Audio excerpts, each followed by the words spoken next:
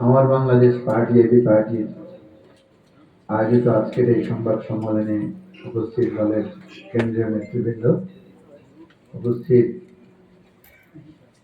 সবসময় যারা সুখে দুঃখে বিপদে সংগ্রামে আমাদের পাশে ছিলেন সে সমস্ত গণমাধ্যমের ভাই ও বোনেরা, এবি পার্টির আজকে প্রাথমিকভাবে একশোর একটু বেশি 100 আসনে প্রার্থী ঘোষণার এই অনুষ্ঠানের উপস্থিত নেতৃবৃন্দ, আপনাদের সবাইকে সালাম, আদাব, শুভেচ্ছা জানাচ্ছি। আমাদের দলটা যেদিন প্রথম শুরু হয় সেদিন আমরা ভেবেছিলাম যে এটাই আজকের ইতিহাসের প্রথম একটা বিন্দু। একটা নতুন দল যখন বিস্তৃত হয় তখন তাকে প্রত্যেকটা নতুন নতুন ইতিহাস সৃষ্টি করেই তাকে পথ চলতে হবে। যেদিন আমাদের প্রথম সভা হয়েছিল, যে যারা আমাদের দলের সাথে সম্পৃক্ত যারা এসেছিল, সেই জন্য মনে হয়েছিল ওই দিনটা একটা ঐতিহাসিক দিন। যেদিন আমরা নির্বাচন কমিশনে আমাদের নিবন্ধনের জন্য আবেদন জমা দিতে গিয়েছিলাম, সেজন্য আমরা খুব আবেগ আপ্লুত ছিলাম। সেটাও আমাদের ইতিহাসের একটা ফুটিং ছিল, অধ্যায় ছিল। এভাবে অনেকগুলো ইতিহাসের পথ পরিক্রমা। আপনারা জানেন যে 28শে অক্টোবর যে আন্দোলন হয়েছিল সেদিন আমাদের অফিস আক্রান্ত হয়েছিল, আমাদের অফিস রক্তে ভেসে গিয়েছিল সেদিন। আমরা দল হিসেবে টিকে থাকতে পারবো কিনা, এই অভ্যুত্থান ব্যর্থ হলে আমাদের অভিমুখ কোথায় হবে, আমাদের অস্তিত্ব কোথায় গিয়ে দাঁড়াবে, এই সকল শঙ্কা বুকে নিয়েই আমরা বারবার আমাদের শক্তি নিয়ে রাজপথে আমরা দাঁড়িয়েছি। বারবার আমরা স্বপ্ন দেখেছি যে আমাদের এই দলটা একটা বিন্দু থেকে আস্তে আস্তে প্রসারিত হয়ে একটা প্রকাণ্ড বটবৃক্ষ এবং একটা সময় এই রাষ্ট্রের কাণ্ডারি হিসেবে এই দলকে আমরা উপস্থাপন করব। অনেক হিংসা প্রতিহিংসা, উপহাস, নানা চড়াই উতরায় আমাদেরকে পাড়ি দিতে হয়েছে, নানা পরিস্থিতি আমাদেরকে মোকাবেলা করতে হয়েছে। প্রিয় ভাই বন্ধুগণ, সেই ইতিহাসের পথ ছুঁয়ে ছুঁয়ে আজকে আরেকটা নতুন ইতিহাসের সামনে এসে আমরা দাঁড়িয়েছি।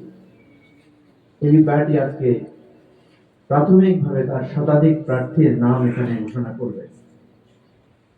এক সময় আমরা ভাবতাম যে আমাদের আহ্বানে আসলেই এদেশের মানুষ সাড়া দিবে কিনা। এক সময় আমরা ভাবতাম যে আমরাই থাকবো, আমাদের সাথে আরো নতুন ভাই বোনেরা যুক্ত হবে। আমি আজকে অত্যন্ত আনন্দের সাথে বলছি, যেদিন আমরা 100 প্রার্থীর তালিকা প্রকাশের সিদ্ধান্ত জানিয়ে সংবাদপত্রে প্রেস বিজ্ঞপ্তি দিয়েছি, তারপর থেকে এ পর্যন্ত কয়েক শত টেলিফোন পেয়েছি যারা বলেছেন যে ভাই, প্রার্থী তালিকা করে ফেললেন, আমরা তো চাই আপনাদের দলের মাধ্যমে নির্বাচন করার জন্য। আমরা তাদেরকে বলেছি, না, আমরা তো প্রার্থী তালিকা করছি, এটা প্রাথমিক, এবং আমাদের তো আরো 200 আসনের প্রার্থী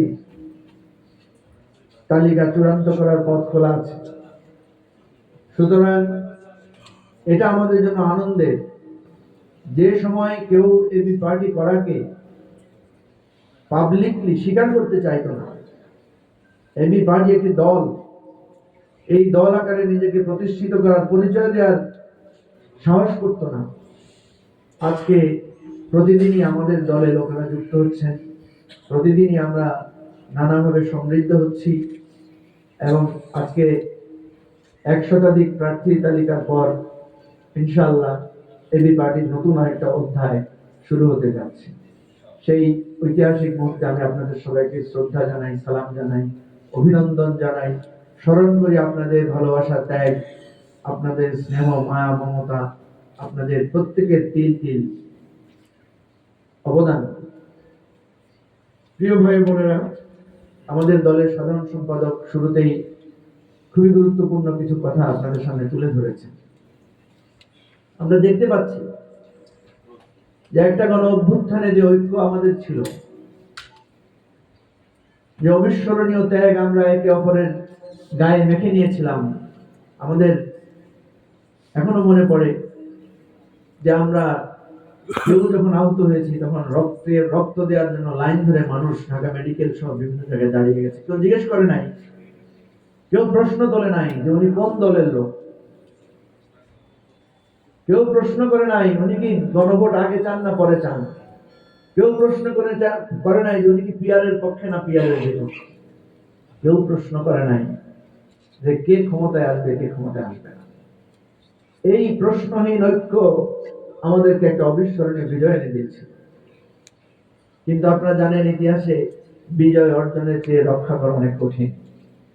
আজকে আমরা আমাদের বিজয় রক্ষা করতে পারবো কিনা, বিজয়কে সুসংহত করে একটা সুন্দর বাংলাদেশ গড়তে পারবো কিনা, পদে পদে সেই প্রশ্ন তৈরি হচ্ছে। এই যে বিজয়ের পরে আমাদের নানা জনের নানা প্রশ্ন, নানা জেদ, নানা অবস্থান, নানা হটকারিতা, এটা দেখে কখনো কখনো মনে ব্যথা জাগে। অনেকে প্রশ্ন তোলেন যে আদৌ নির্বাচন হবে তো, অনেকে প্রশ্ন তোলেন ফেসিবাদ আবার ফিরে আসবে না তো, অনেকে শঙ্কায় থাকেন সীমান্তের ওপারে গিয়ে যারা জড়ো হচ্ছে, যারা নানা ধরনের হুমকি প্রদর্শন করছে, যারা নানা ধরনের আস্ফালন করছে, তারা আবার প্রতিশোধ স্পৃহা নিয়ে আমাদের উপর ঝাঁপিয়ে পড়বে না তো। প্রিয় ভাই বন্ধুগণ, আমাদের আগামীর পথ চলায় আমরা সবসময় একবার পেছনের ইতিহাসটা খুঁজে দেখার চেষ্টা করি। ইতিহাস বলে যারা বিজয়ী হয়েছে তারা যদি নিজেদের বিজয়কে সংহত করতে না পারে, সুসংহত করতে না পারে, তাহলে তাদের ভেতরকার অন্তর্দ্বন্দ্ব, অন্তঃকন্দল, তাদের ভেতরকার অন্তর্দাহ আরেকটি বেদনাদায়ক ইতিহাস সৃষ্টি করে। আপনারা ইতিহাসের পাতায় পাতায় এই ধরনের বিশ্বাসঘাতকতা, এই ধরনের ভুল, এই ধরনের অপরিণামদর্শী কার্যক্রমের নানা স্মৃতি, নানা চিহ্ন আপনারা খুঁজে পাবেন। সেই জন্য আমরা বারবার সতর্ক করছি। আজকে এখানে স্পষ্টভাবে বলছি, কারো জেদ এবং হঠকারিতায় গণতন্ত্রের পথ যদি বিপন্ন হয়, আমরা যত বড় দল হই বা ছোট দল হই, স্পষ্ট করে বলছি আপনাদের নামও ফ্যাসিবাদীদের পাশে ইতিহাসে লেখা থাকবে। আমাকে অনেকে প্রশ্ন করে যে আপনি বলেছেন হেলিকপ্টার রেডি রাখার জন্য, অনেকে বলেছেন আপনি আরেকটি গণ অভ্যুত্থানের কথা বলেছেন। হ্যাঁ, আমরা বলেছি। সেই গণ অভ্যুত্থান মানে এটা নয় যে পরাজিত ফ্যাসিবাদীদের ফিরে আসা। সেই গণ অভ্যুত্থান মানে হচ্ছে আমাদের রক্তের উত্তরাধিকাররা আবার রাজপথে আসবে। সেই গণ অভ্যুত্থানের মানে হচ্ছে আবু সাইদের রক্তে যেদিন মানুষ জেগে উঠেছিল, আবু সাইদের ওই প্রসারিত হাত দেখে যারা রাজপথে নেমে এসেছিল, যেই মুগ্ধের ছটফট করে মৃত্যু যন্ত্রণা দেখে যারা বাংলাদেশের বন্ধু হয়ে আমাদের পাশে এসে দাঁড়িয়েছিল, তারা আবার আসবে। তারা আবার এসে দাঁড়িয়ে বুক ফুলিয়ে বলবে, লাখো শহীদের রক্তে কেন তোমাদের কোনো বাপের দেশ এটা না। তারা আমাদের দিকে আঙুল তুলে বলবে, তোমাদেরকে আমরা বিশ্বাস করেছিলাম, ভেবেছিলাম সেদিন তোমরা যে রক্তের পাশে এসে দাঁড়িয়েছিলে, এটা তোমাদের আন্তরিক দাঁড়ানো ছিল। তোমাদের এই দাঁড়ানোর পিছনে যে একটা ক্ষমতা লিপ্সা ছিল, তোমাদের এগিয়ে আসার পেছনে যে একটা ক্ষমতার দ্বন্দ্ব ছিল, সেটা আমরা বুঝতে পারি না।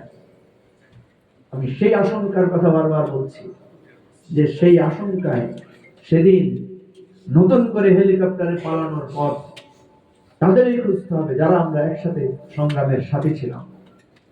প্রিয় ভাই বন্ধুগণ, আমাদের সাধারণ সম্পাদক যে কথাটা বলেছেন, আমরা বারবার সে কথাটা বলেছি যে আমরা প্রচুর আলোচনা করেছি, যুক্তি তুলে ধরেছি, নানা সাংবিধানিক মারপ্যাচের আলোচনা করেছি। এটা প্রমাণিত হয়েছে যে এই রাষ্ট্রের সমাধান শুধু আমাদের ওই কাগজে লেখা সংবিধানের মধ্যে খুঁজলেই পাওয়া যাবে না। আমরা তো পাই নাই। শেখ হাসিনা আমাদেরকে সংবিধান দেখিয়ে দেখিয়ে যতগুলো কাজ করেছেন, প্রত্যেকটার পরতে পরতে সংবিধান লঙ্ঘন করেছেন। আমাদের সংবিধানে কি ভাই আগের দিনের রাতের ভোট করার কোনো বিধান আছে? ছিল? তাহলে কোন বিধানের প্রেক্ষিতে শেখ হাসিনা যে সাংবিধানিক ধারাবাহিকতার কথা বলে রাতের বেলায় ভোট করেছেন, সেটা কোন সংবিধানের বিধানে করেছেন? তিনি যে শত শত মানুষকে গুম করেছেন, নিশ্চিহ্ন করে ফেলেছেন, সন্তানের চোখের পানির সামনে তার হাহাকার হয়ে একটা পরিবার ধ্বংস হয়ে যাওয়ার ইতিহাস রচনা করেছেন, সেটা কোন সংবিধান বা গণতন্ত্র বা মানবতার ভিত্তিতে করেছে? আমরা সেটাকে উদাহরণ হিসেবে পেশ করতে চাই না, আমরা শুধু বলতে চাই যে গণ অভ্যুত্থান আমাদের সমস্ত জেদ, সংবিধানের ধোঁকা সবকিছুকে মারিয়ে একটা গণ ঐক্যের স্ফুরণ ঘটিয়েছিল। হ্যাঁ, একটা গণ অভ্যুত্থানের পর আমরা আবার সংবিধানের কাছে ফিরে গিয়েছি, এটা সত্য।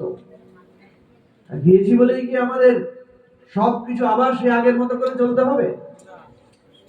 আমরা বলেছি আমরা চেষ্টা করব সংবিধানের প্রত্যেকটা নীতিকে মেনে চলার জন্য, কিন্তু যেখানে গণ অভ্যুত্থানের অভিপ্রায়, যেখানে গণ অভ্যুত্থানের আকাঙ্ক্ষা, যেখানে শহীদের রক্ত, আহতদের আর্তনাদের আকাঙ্ক্ষা প্রাধান্য পাবে, সেখানে আমরা জনমতকে, জনগণের আকাঙ্ক্ষাকে আমরা সেখানে একটা সমন্বিত করব, আর সেটার চূড়ান্ত রায় নেব আমরা গণভোটের মাধ্যমে, যেটার মাধ্যমে জনগণের অভিপ্রায় প্রতিফলিত হবে।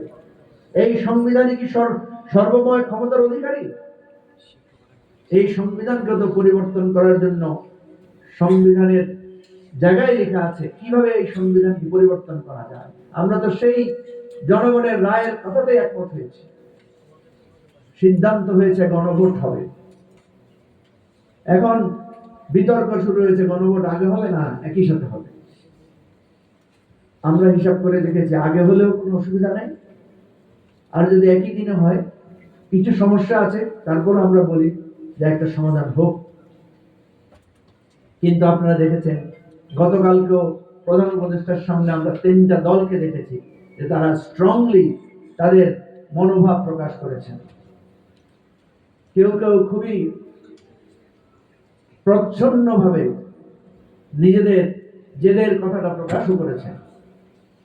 প্রিয় ভাই ও বন্ধুগণ, আমরা আবারও বলছি, আপনাদের এই জেদ এবং আপনাদের যে আত্মম্ভরিতা দিয়ে এই ফেসিবাদকে আপনারা পতন ঘটাতে পারেন না।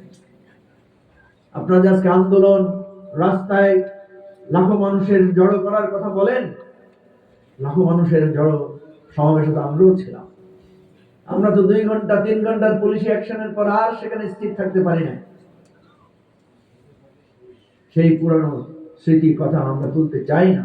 কোন রাজনৈতিক দলের অফিসের সামনে কত লাখ লোক জড়ো হয়েছিল, কোন দলের নেতাদের ফাঁসির পরে রাস্তায় মানুষ নেমে এসে সরকারের পতন ঘটিয়েছিল, সেরকম ইতিহাস তো আমরা পাই নাই। আমরা অবশ্যই মানি জনগণের শক্তিশালী দলই বড় দল, আমরা অবশ্যই মানি জনসমর্থন যার দিন শেষে রাজনীতি তার, আমরা অবশ্যই মানি। কিন্তু এই জনগণের শক্তি বুলেটের সামনে দাঁড়িয়ে যখন পরাজিত হয়, দলীয় কর্মীরা যখন পদানত হয়, তখন সেই দলীয় কর্মীর বাহাদুরির প্রকাশ কখনো কখনো মানুষের কাছে একটা উপহাসের পাত্রে পরিণত হয়। প্রিয় ভাই ও বন্ধুগণ, এবি পার্টি একটা নতুন দল, আমাদের এখনো সেভাবে দলীয় অবস্থান আমরা পাড়ায় পাড়ায়, মহল্লায় মহল্লায় সেভাবে সৃষ্টি করতে পারি নাই, এটা আমাদের একটা ব্যর্থতা। অনেকেই আমাদেরকে উপহাস করে বলেন, কয়টা লোক আছে আপনাদের, কয়টা ভোট আছে? দেখবেন আমাদের কোন একটা বক্তব্য মিডিয়াতে আসলেই একদল লোক সেখানে ঝাঁপিয়ে পড়ে। আমরা তো আকাশ থেকে নাজিল হই নাই, আকাশ থেকে তো শত লক্ষ লক্ষ লোক নিয়ে নাজিল হই নাই, আমরা একাই তো অল্প কয়েকজন গুটি কতক মিলেই তো এই দল তৈরি করেছি। আমাদের শত শত হাজার হাজার ভোট আসবে কোথায়? আমরা তো এখনো ভোটেই অংশগ্রহণ করি নাই।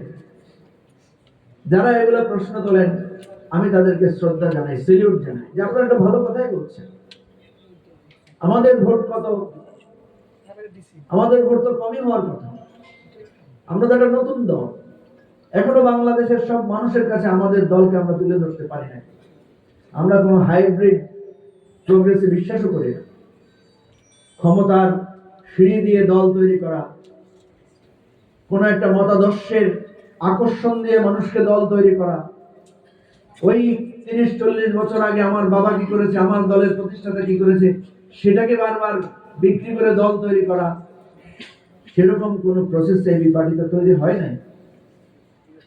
এবি পার্টি নিখাত একটি রাজনৈতিক প্রপোজিশন তৈরি করেছে, যেই রাজনীতির মূল কথা হচ্ছে সমস্যার সমাধান ভিত্তিক রাজনীতি। যেই রাজনীতির মূল কথা ছিল যে আমরা রাষ্ট্রের কল্যাণের এমন একটা পলিসি আমরা হাজির করব, যেই পলিসিতে আমরা নাগরিকদের ঐক্যবদ্ধ করব। আজকে সেটা প্রমাণিত হয়েছে। আজকে দেখেন পিআর নিয়ে অনেকগুলো দল ঐক্যবদ্ধ। বাংলাদেশে পিআর কমিউনিস্ট পার্টি প্রথম আমার জানা মতে দাবি তুলেছিল। আজকে দেখেন কমিউনিস্ট পার্টির সাথে ইসলামিক দলগুলো একাকার হয়ে গেছে।